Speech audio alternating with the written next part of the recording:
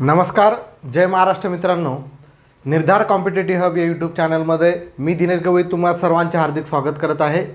आपण चालू केलेल्या महाराष्ट्राच्या रेल्वे ग्रुप डी सिरीजमध्ये आपण सरळ व्याजाचे PYQ बघत आहोत. त्याचा पार्ट 1 आपण ऑलरेडी घेतलेला आहे. आज आपण पार्ट 2 बघणार आहोत. तर पार्ट 2 मधलं पहिलं एक्झाम्पल आपल्या बोर्डवरती आहे. बघा काय आहे की 8,750 रुपयाचे सरळ व्याज किती वर्षामध्ये 8% वार्षिक दराने मुद्दलाच्या 6/25 पट होईल. NTPC CBT 1 28/3/2016 शिफ्ट 2 मध्ये हा प्रश्न विचारला होता. ऑप्शन होतं 3 वर्ष, 4 वर्ष, 2 वर्ष आणि 5 वर्ष. तर कशा पद्धतीनुसार सॉल्व करायचा. तर बघा आपल्याला काय म्हटलं आहे त्यांनी, किती वर्ष म्हणजेच मुदत काढायची आहे. मुदत काढण्यासाठी आपल्याला मुद्दल पाहिजे, बरोबर आहे, आणि दर पाहिजे, आणि त्याचबरोबर आपल्याला सरळ व्याजसुद्धा पाहिजे.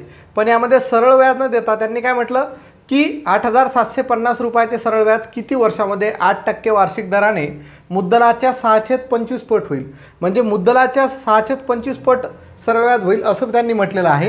मग जिथं पण लक्षात ठेवा, जिथं पण तुम्हाला पट दिलेली आहे तिथं मुद्दलाची काही गरज नसते, आवश्यकता नसते. मग पट म्हणजे काय, तर बघा 6 आणि 25. ठीक आहे. तर खाली बघा, खालचं जे असते ते कधी लक्षात घ्या, पटमधलं हे मुद्दल असते आणि वरचं जे आहे या 25पेक्षा ही संख्या लहान आहे म्हणून हे काय सरळ व्याज आहे. ठीक आहे. वरचं जे असते हे काय असते, सरळ व्याज असते. आणि 25पेक्षा जर मोठी संख्या असली तर तिथं सरळ व्याज नसून दुसरं काही असेल ते पुढे आपण त्या उदाहरणामध्ये बघूया. ठीक आहे. तर लक्षात आलं, पट जर असेल तर खालचा जो छेद असतो तो नेहमी मुद्दल असेल आणि वरचं जर त्याचे जे अंश आहे हा जर छेदापेक्षा लहान असेल तर वरचं जे असते ते सरळ व्याज असते, बरोबर आहे. आता बघा आपल्याला किती वर्षामध्ये 8% वार्षिक दराने, म्हणजे मुद्दल भेटलं 25, सरळ व्याज भेटली 6 आणि दर आपल्याला दिलेला आहे 8%. तर आपल्याला काय काढायला सांगितलं, किती वर्षामध्ये, म्हणजे मुदत काढायची सांगितली. तर मुदत बरोबर सरळ व्याज गुणिला 100. तर सरळ व्याज किती आहे, 6 गुणिला 100 भागेला मुद्दल किती आहे 25 गुणिला दर किती आहे 8. ठीक आहे. 25ने 100ला भागलं, 25 चोक 100, 4ने 8ला भागलं, 2चा भाग गेला, 2ने 6ला भाग गेलं, 3चा भाग गेला, म्हणजे उत्तर आलं आपलं 3 वर्ष आहे ना. तर उत्तर किती आलं, 3 वर्ष. बघा ऑप्शनमध्ये कुठलं ऑप्शन आहे, तर पहिलंच ऑप्शन काय आहे, 3 वर्ष. तर अशा तऱ्हेने हे पहिलं एक्झाम्पल आपण सॉल्व केलेलं आहे. तर लक्षात घ्या, ज्या उदाहरणामध्ये पट आली तिथं आपल्याला मुद्दलाची आवश्यकता नाही आहे जनरली. ठीक आहे. दुसरं उदाहरण बघूया. दुसरा प्रश्न आपल्यासमोर आहे.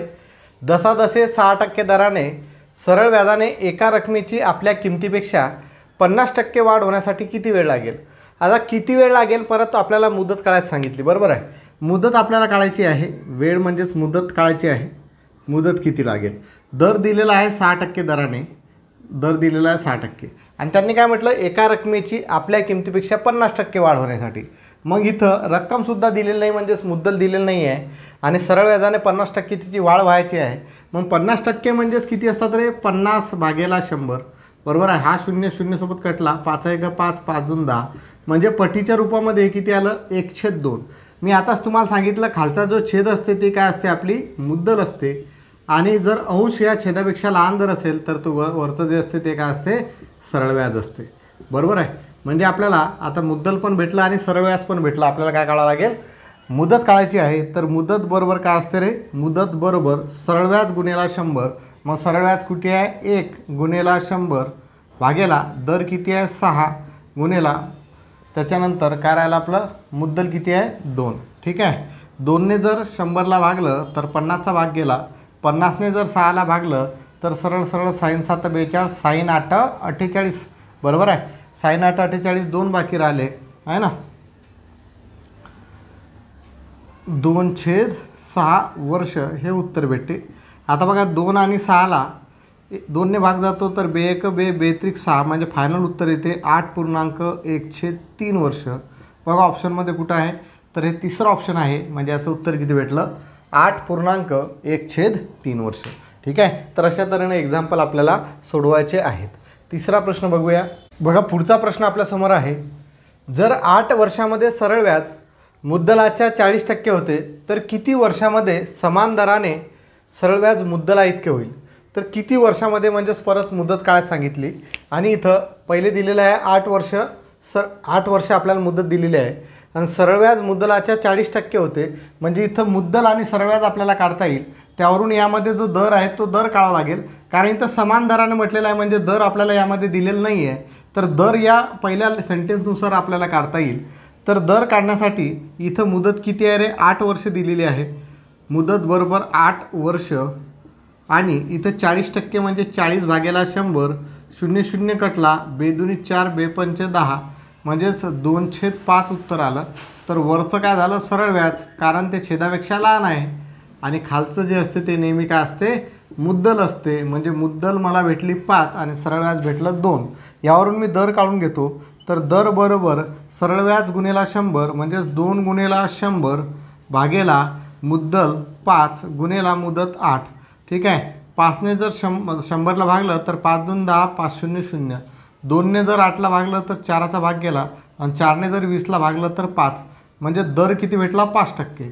पण मला दर नाही काढायचा आहे, तर त्यांनी काय म्हटलं, तर किती वर्षामध्ये समान दराने सरळ व्याज मुद्दला इतके होईल. सरळ व्याज मुद्दला इतके होईल किती वर्षामध्ये. परत आपल्याला काय काढायची आहे, मुदत काढायची आहे. तर मुदत बरोबर सरळ व्याज गुणेला 100, म्हणजेच मुद्दल जर 1 रुपया असेल तर सरळ व्याजसुद्धा किती होईल, 1 रुपयाच होईल. म्हणजे सारखंच होईल सरळ व्याज आणि मुद्दल.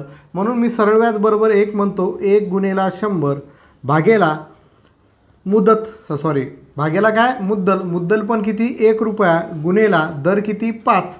बरोबर आहे. 1 1 तर डायरेक्ट कटला आणि 5ने जर 100ला भागलं तर 5 2 20, म्हणजेच 5 2 10, 5 0 0, म्हणजे किती आलं उत्तर, 20 वर्ष. म्हणजे ऑप्शन नंबर आपल्याला भेटते पहिलं. म्हणजेच तिसऱ्याचं उत्तर आपल्याला काय भेटलं, पहिलं उत्तर आपल्याला भेटलेलं आहे. हा सुद्धा रेल्वे NTPCला आलेला प्रश्न आहे. ठीक आहे. आता बघा, आपण ग्रुप डी साठी प्रश्न बघू राहिलो, पण असं नसते की NTPCला आलेला प्रश्न ग्रुप डीला येणार नाही. येतात. RPFला आलेला प्रश्न ग्रुप डीला येतो, RPF SIला आलेला प्रश्न ग्रुप डीला येतो, LP टेक्निशियनला आलेला प्रश्न ग्रुप डीला येतो, स्टाफ सिलेक्शनला आलेला प्रश्न ग्रुप डीला येतो. पण जनरली आपण जे रेल्वेमध्ये आलेले प्रश्न आहेत तेच घेत आहे. मग रेल्वेची ती कुठलीही एक्झाम असू द्या. ठीक आहे. पुढचा प्रश्न बघूया. बघा, पुढचा प्रश्न आपल्यासमोर आहे.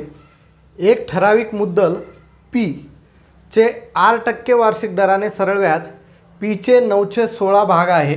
जर R ची किंमत वर्ष N च्या किमती इतकी आहे तर N ची किंमत किती. NTPC CBT2 17/1/2017ला शिफ्ट 2मध्ये प्रश्न विचारला होता. 8.5, 7, 7.5 आणि 6 हे ऑप्शन दिलेले आहेत. म्हणजे आपल्याला परत मुदत काढायची आहे. बरोबर आहे.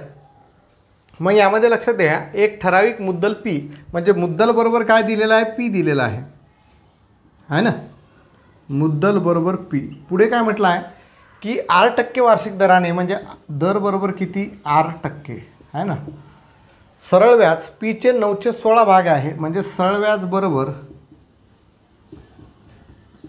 P चे म्हणजे गुणाकारात चिन्ह, म्हणजे 9/16, म्हणजे त्याला 9/16P असं आपण म्हणू शकतो. ठीक आहे. ही झाली आपली पहिली लाईन. पुढे काय म्हटलं, जर R ची किंमत वर्ष N च्या किमती इतकी आहे, म्हणजेच दर बरोबर आहे, दर जो आहे, R म्हणजेच काय, दर म्हणजेच काय, R हे टाईम म्हणजेच टीच्या किमती इतकी आहे आणि टीला इथं काय म्हटलेलं आहे, Nच्या किमती आहे. म्हणजेच R बरोबर T बरोबर N असं आपण म्हणू शकतो. तर N ची किंमत किती. मग मला सरळ व्याजाचं सूत्र माहीत आहे. सरळ व्याज बरोबर काय असतं रे, सरळ व्याज बरोबर मुद्दल गुणेला मुदत गुणेला दर भागेला 100. ठीक आहे. आता याच्यामध्ये मी किमती टाकतो. सरळ व्याजाची किंमत मला काय आहे, 9/16P बरोबर मुद्दल किती आहे रे, P गुणेला मुदत आणि दर. बरोबर आहे. मुदतलाच आपण N म्हणू शकतो आणि दरला सुद्धा N म्हणू शकतो. म्हणजेच इथं N गुणेला N मी लिहितो. ठीक आहे. R ने लिहिता. दर जो आहे तो R आहे, पण Rला आपण N म्हणू शकतो, कारण R आणि N काय सारखंच आहे, आणि भागेला 100. ठीक आहे. मला P ची किंमत काढायची आहे, तर हा P इकडे जाईल, N ची किंमत काढायची आहे, हा P इकडे जाईल. म्हणजे हा 9/16 हा P वरती आहे. बरोबर आहे. हा 100 भागाकारात इकडे जाताना गुणाकारात गेला आणि हा P खाली आला. बरोबर. N गुणेला N, Nचा वर्ग भेटला. बरोबर आहे. आता बघा, हा P कटला, हा Nचा वर्ग आहे, म्हणजे याचं वर्गमूळ काढले की आपल्याला N भेटेल. 9चं वर्गमूळ किती रे, 3 गुणेला 100चं वर्गमूळ किती, 10 आणि 16चं वर्गमूळ किती, 4. बरोबर आपल्याला भेटला N. आता मी N ची किंमत काढतो. तर पुढे जर सॉल्व केलं तर N बरोबर 3 गुणेला 10 30, 30 भागेला 4 उत्तर येईल. आणि आपल्याला पॉईंटमध्ये उत्तर भेटलेलं आहे. तर 4 7 28, 4 25 म्हणजे 7.5 वर्ष हे उत्तर आपल्याला भेटेल. कारण आपल्याला मुदत काढायची आहे, म्हणजे उत्तर येईल आपलं सी, 7.5 वर्ष. ठीक आहे. तर अशा तऱ्हेनं हे साधे साधे एक्झाम्पल आहेत, पण दिसायला खूप कठीण आहेत. काही कन्सेप्ट त्यामध्ये क्लिअर होतात आणि अशी उदाहरणं सॉल्व करणं गरजेचे आहेत. कारण पेपरमध्ये अशा टाईपचे एक्झाम्पल आले तर आपल्याला समजतच नाही नेमकं काय करायचं आहे. त्यामुळे अशा उदाहरणांची प्रॅक्टिस करणं गरजेचे आहे. आणि हे प्रश्न पेपरलासुद्धा आलेले आहेत. पुढचा प्रश्न बघूया. बघा, पुढचा प्रश्न आपल्याला समोर आहे. 25% सरळ व्याजाच्या दराने एक ठराविक राशी किती वर्षात स्वतःच्या 706 पट होईल. म्हणजे 25% सरळ व्याजाच्या दराने दर दिलेला आहे, दर बरोबर 25%, आणि एक ठराविक राशी किती वर्षात स्वतःच्या 700 पट होईल, 706 पट होईल. म्हणजे एक ठराविक राशी म्हणजेच मुद्दल स्वतःच्या 706 पट केव्हा होईल असं त्यांनी विचारलेलं आहे. पण किती वर्षात, म्हणजेच मुदत काढायची आहे.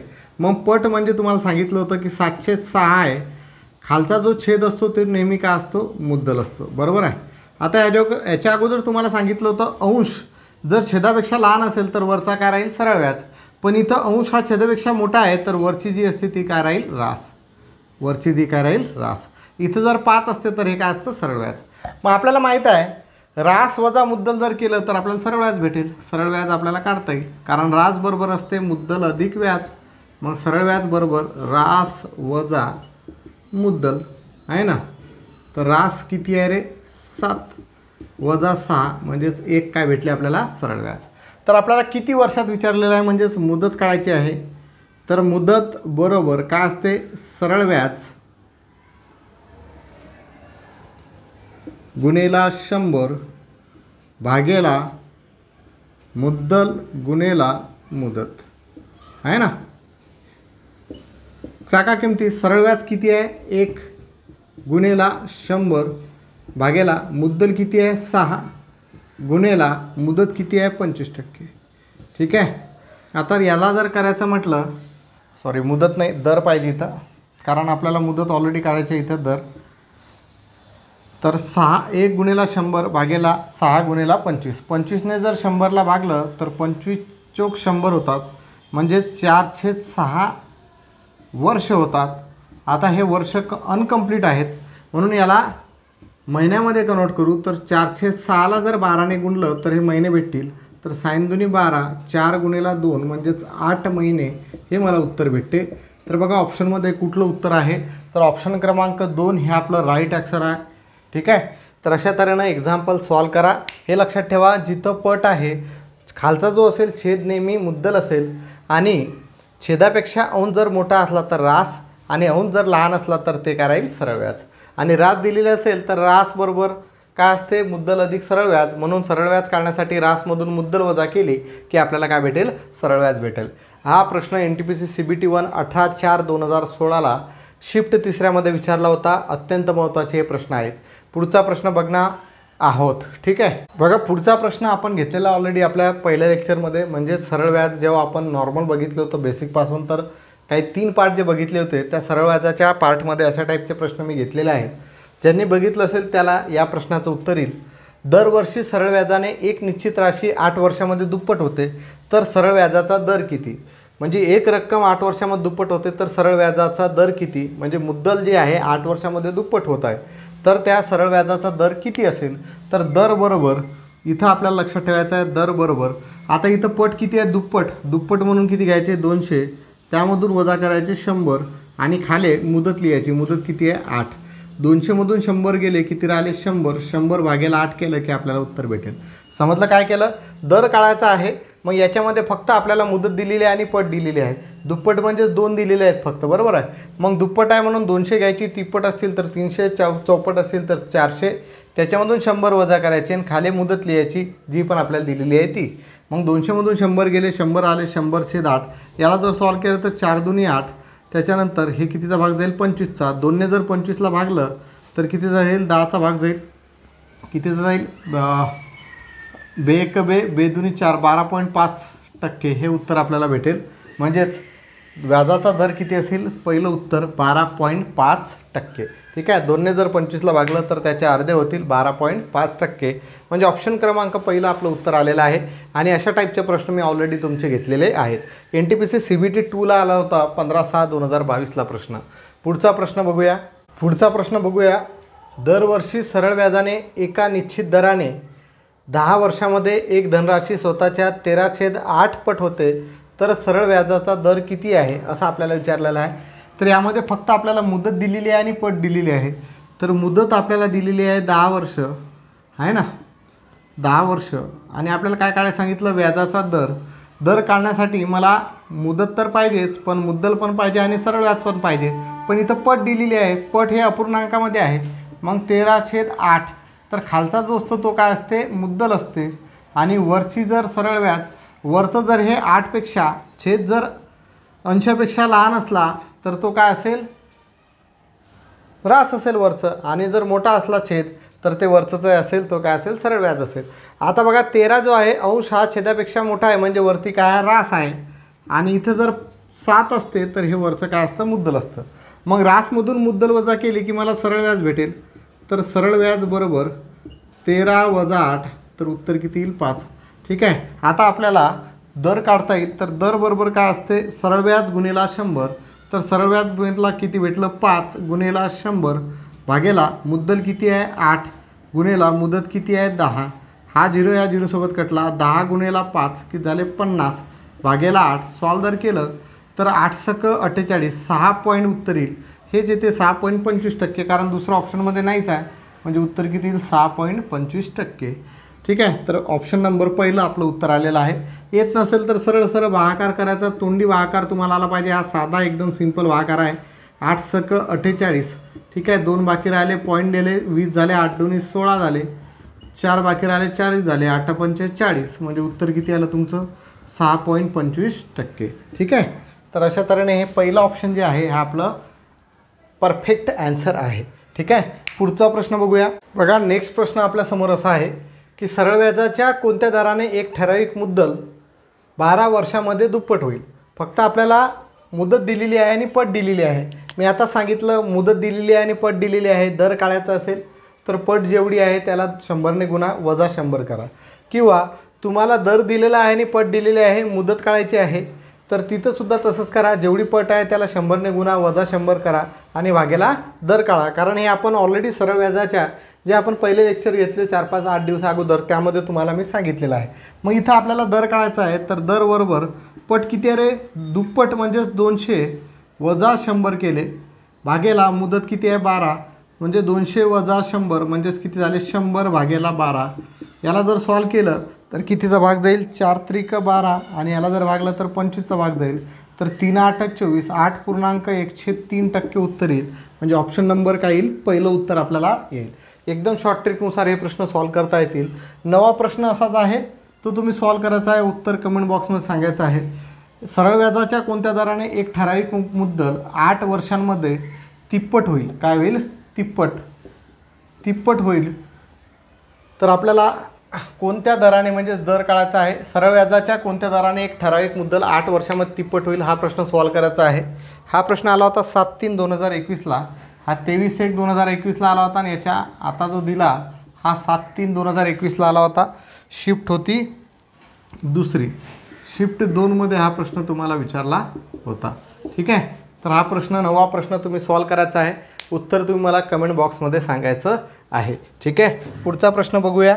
बघा, नेक्स्ट प्रश्न आपल्यासमोर आहे. एका निश्चित राशीवर क्रमशः 5% आणि 8% दराने 6 वर्ष व 3 वर्षासाठी मिळणारे सरळ व्याजाचे गुणोत्तर किती? आता इथं आपल्याला सरळ व्याज न विचारलं तर त्यावर मिळणारं सरळ व्याजाचं गुणोत्तर विचारलं. तर हे प्रश्न खूप सोपे आहेत. NTPC CBT 1 7/3/2021ला शिफ्ट 2मध्ये प्रश्न विचारला होता. ऑप्शन आहे 5/4, 4/5, 2/3 आणि 3/2. ठीक आहे, एका निश्चित राशीवर, म्हणजे इथं पण मुद्दल सारखी आहे पहिल्या ठिकाणी आणि दुसऱ्या ठिकाणी पण मुद्दल सारखी आहे. तर सरळ व्याजाचं गुणोत्तर विचारलं. मग सरळ व्याज काय असते? मुद्दल गुणेला दर गुणेला मुदत. तर मुद्दल मला माहीत नाही, म्हणजेच P आहे, गुणेला दर किती आहे पहिल्या ठिकाणी? 5% गुणेला त्यानंतर मुदत किती आहे पहिल्या ठिकाणी? 6 भागेला 100. आता गुणोत्तर काढायचा म्हणून गुणोत्तरात चिन्ह. दुसऱ्या ठिकाणी परत मुद्दल मला माहीत आहे ते सारखे इकडे पी आणि इकडे पी, म्हणजेच पी गुणेला दर किती आहे आता 8%, तर 8%चं साईन लिहिण्याची गरज नाही, गुणेला मुदत किती आहे रे 3 वर्ष, भाग्याला किती झाले 100, बरोबर आहे. गुणोत्तर काढायचं आहे म्हणजे हा 100 डायरेक्ट कटला, हा पी कटला. मग काय राहिलं 5 गुणेला 6 30 आणि 8 त्रिक 24, 30 मग गुणोत्तर काय असते सर्वात संक्षिप्त रूप असते. मग 30 आणि 24ला भाग जाणारी मोठ्यात मोठी संख्या, तर 3ने जर 30ला भागलं तर 10चा भाग गेला आणि 3ने जर 24ला भागलं तर 3 8 24, 8चा भाग गेला. आता पुढे 10 आणि 8ला परत 2ने भाग जातो, याला देऊन टाकू 2 पंचे 10 2 चौक 8, म्हणजे शेवटचं आपलं जे सर्वात संक्षिप्त रूप आहे ते गुणोत्तर असते. मग गुणोत्तर किती भेटलं आपल्याला 5/4, म्हणजे याचं उत्तर आपल्याला भेटलं पहिलं 5/4. आता 30/24 उत्तर आलं होतं. मग गुणोत्तर म्हणजे काय असते सर्वात संक्षिप्त रूप. मग 30 आणि 24ला मी 3ने भागलं तर 3 10 30, 3 8 24, 10/60 उत्तर आलं. मग 10/60 हे गुणोत्तर चालत नाही, कारण ते सर्वात संक्षिप्त रूप नाही आहे, आपल्याला गुणोत्तर विचारलं. गुणोत्तर म्हणजे जे पण आपला अपूर्णांक असतो त्याचं सर्वात संक्षिप्त रूप असते. मग 10 आणि 8ला 2ने भाग जातो, तर 2ने जर 10ला भागलं तर 5चा भाग गेला आणि 2ने जर 8ला भागलं तर 4चा भाग गेला, म्हणजे आपल्याला 5/4 हे फायनल उत्तर भेटलं. 5 आणि 4 या दोन्ही संख्येला कोणत्याही एका संख्येने भाग जात नाही, म्हणून आपल्याला उत्तर भेटलं 5/4. म्हणजेच त्या संख्यांवरती किंवा जे आपल्याला राशी दिलेली आहे त्या राशीवरती जे सरळ व्याजाचं गुणोत्तर आहे ते किती आहे 5/4 आहे. असा प्रश्न लेटेस्ट 7/3/2021ला शिफ्ट 2मध्ये आपल्या NTPC CBT 1च्या विचारलेला होता. पुढचा प्रश्न अशाच टाईपचा आपण बघूया. बघा पुढचा प्रश्न आपल्यासमोर आहे. 2 वेगवेगळ्या योजनांमध्ये समान राशींवर समान सरळ व्याजाच्या दराने क्रमशः 6 वर्ष व 10 वर्षासाठी मिळणाऱ्या सरळ व्याजाचे गुणोत्तर किती. सेम आहे, 2 वेगवेगळ्या योजना आहेत. पहिली योजना आणि इकडे आहे दुसरी योजना. यामध्ये काय म्हटलं समान राशींवर समान सरळ व्याजाच्या दराने, म्हणजेच P गुणेला R गुणेला वर्ष किती आहेत 6 भागेला 100 हे झालं पहिलं सरळ व्याज. आणि दुसरं परत P गुणेला R, इथं वर्ष किती आहेत 10 वर्ष भागेला 100 हे झालं दुसरं सरळ व्याज. इथं P गुणेला R कटला, इथं P गुणेला R कटला, कारण P आणि R सारखेच आहेत. 100 कटला, मग काय राहिलं 6 आणि 10. 6 आणि 10ला कोणत्या एका संख्येने भाग जातो तर 2ने जातो. 2 त्रिक 6 2 पंचे 10, म्हणजे गुणोत्तर किती आलं 3/5. म्हणजे ऑप्शन उत्तर आपलं काय आलं पाहिजे 3/5, म्हणजे ऑप्शन नंबर काय असेल बी उत्तर आहे. एवढं सोपं प्रश्न आपल्याला विचारला होता NTPC CBT 1 29/5/2019ला शिफ्ट 1मध्ये. तर अशा तऱ्हेचे प्रश्न आपल्याला विचारलेले आहेत, व्यवस्थित बघून घ्या, क्लिअर करा. पुढचा प्रश्न एकदम सोपा जो आपण ऑलरेडी घेतलेला आहे तो बघूया. बघा पुढचा प्रश्न काय आहे. जर एक ठराविक मुद्दल 4 वर्षांमध्ये एका निश्चित दराने दुप्पट होते, तर त्या सरळ व्याजाच्या दराने तीच मुदत किती वर्षात 16 पट होईल. म्हणजे इथं मुद्दल नाही देता त्यांनी मुदत दिलेल्या 4 वर्षामध्ये दुप्पट होते आणि त्याच दर आहे, दर काय सारखा, इकडे जो दर असेल तोच इकडे आहे, त्याच दराने तीच मुदत किती वर्षात 16 पट होईल. मुद्दल नाही तर तीच मुद्दल पाहिजे, इथं मुदत लिहिली गेली, मुद्दल किती वर्षात 16 पट होईल. मग अशा टाईपचे पहिल्या उदाहरणामध्ये पट आलं, पहिल्या लाईनमध्ये पट आलं आणि दुसऱ्या लाईनमध्ये पट आलं, तर इथं काय करायचं n-1 अपॉन m-1 गुणेला मुदत असं करायचं. तर आपल्याला तो जी मुदत आहे ती भेटते. मुदत म्हणजेच इथं आपण टी लिहू, ठीक आहे, परत मुदत होणार नाही. मुदत बरोबर n-1 छेदामध्ये m-1 गुणेला टी. आता n म्हणजे काय दुसऱ्या लाईनमधली पट, तर दुसऱ्या लाईनमधली पट किती आहे 16 आणि अपॉनमध्ये m-1 म्हणजे पहिल्या लाईनमधली पट किती आहे दुप्पट म्हणजेच 2-1 गुणेला टी म्हणजेच किती आहे तो 4, बरोबर आहे. आता बरोबर 16-1 म्हणजेच 15/1 गुणेला 4, बरोबर आहे. आता हे 15 गुणेला 4 म्हणजे उत्तर किती आलं तुमचं 60 वर्ष, ठीक आहे. म्हणजे ऑप्शन नंबर काय भेटलं डी. तर आपल्याला याचं उत्तर किती भेटलं 60 वर्ष, ठीक आहे. तर अशा तऱ्हेनं आपल्याला हे एक्झाम्पल सॉल्व करता येतात. मग अशा उदाहरणामध्ये ज्यामध्ये 2 लाईन आहेत, पहिल्या लाईनमधली पट आणि दुसऱ्या लाईनमधली पट, तर दुसऱ्या लाईनमधली पट वरती लिहायची, त्यामधून 1 वजा करायचा. पहिल्या लाईनमधली पट खाली लिहायची, त्यामधून 1 वजा करायचा आणि गुणेला जो आपल्याला मुदत दिलेली आहे ते करायची. आपल्याला जी दुसरी मुदत आहे ते भेटते, म्हणजेच याला किती वर्ष लागतील 60 वर्ष लागतील. तर त्या सरळ व्याजाच्या दराने तीच मुद्दल 60 वर्षामध्ये काय होईल 16 पट होईल, ठीक आहे. तर असा पुढचा प्रश्न एक बघूया अशाच टाईपचा. बघा नेक्स्ट प्रश्न आपल्यासमोर आहे. जर एक रक्कम 4 वर्ष 4 महिन्यात दुप्पट होते, तर ती किती वर्षात तिप्पट होईल. परत आपल्याला मुदत काळात सांगितली, तर पहिली मुदत किती आपल्याला टी बरोबर, याला आपण पहिल्या मुदतीला टी म्हटलं, टी बरोबर 4 वर्ष 4 महिने. आता 4 वर्ष तर मला चालतात, पण हे महिन्याला मला वर्षामध्ये कन्वर्ट करावं लागेल. म्हणजे या 4ला 12ने भागावं लागेल, 4 1 4, 4 त्रिक 12 वर्ष. म्हणजेच हे किती होतील 4.1/3 वर्ष. याला जर सॉल्व केलं 3 चौक 12, 12 1 13, 13/3 वर्ष हे आपल्याला पहिली मुदत भेटली आहे ना. मग आपल्याला मुदत काढायची आहे, तर मुदत बरोबर आहे ना, पहिल्या लाईनमध्ये दुप्पट आहे, दुसऱ्या लाईनमध्ये तिप्पट आहे. तर दुसऱ्या लाईनमधले तिप्पट म्हणजेच 3 वजा 1 बरोबर आहे, n वजा 1. खाली काय m वजा 1 म्हणजेच दुप्पट किती आहे 2, 2 वजा 1 गुन्ह्याला इकडे मुदत लिहायची. मुदत किती भेटली 13/3. सॉल्व जर केलं 3तून 1 गेला 2 राहिले, 2तून 1 गेला 1 राहिला, गुन्हेला 13/3 म्हणजे 13 गुणेला 2 13×2 = 26/3. तर 3 8 24, 8.2/3 वर्ष हे आपल्याला उत्तर भेटेल. म्हणजे ऑप्शन क्रमांक डी आपलं हे परफेक्ट उत्तर आहे. असा हा 13 नंबरचा प्रश्न होता. याच्यामध्ये फक्त महिन्याचं रूपांतर वर्षामध्ये केलं असतं तर उत्तर तुम्हाला भेटलं असतं. 14 नंबरचा एक प्रश्न आहे, तुम्ही सॉल्व करायचा आहे. एक रक्कम 5 वर्षात तिप्पट होते. एक रक्कम 5 वर्षात तिप्पट होते, तर ती किती वर्षात 5 पट होईल. तर ती किती वर्षात 5 पट होईल हा प्रश्न विचारला होता NTPC CBT 1 12/4/2016ला.